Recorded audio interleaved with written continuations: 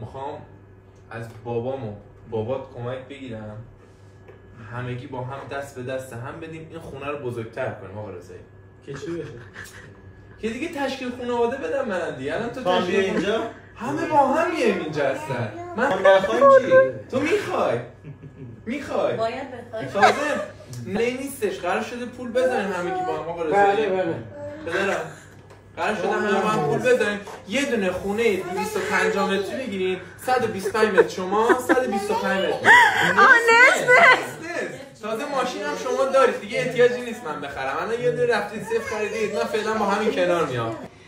الان ببین مگه رسم و رسوم نمیدونی میگن قابلمه آش با جاشه؟ جاشم آش با جاشه. اون آش با جاشه. بله همینی تموم شد رفت. میگم الان مادر رو ببین دختر رو بگیر.